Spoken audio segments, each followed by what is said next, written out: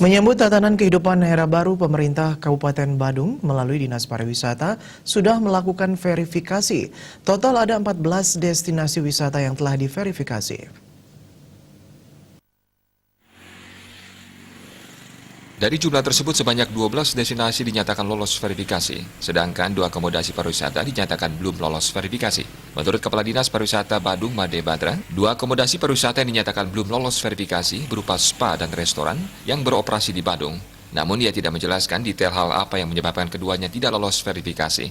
Terkait destinasi wisata yang sudah dinyatakan lolos, Badra menyebutkan setelah sertifikat verifikasi keluar, akan dilakukan simulasi atau mempraktekkan secara real pelaksanaan cleanliness, health, dan safety CHS di lokasi.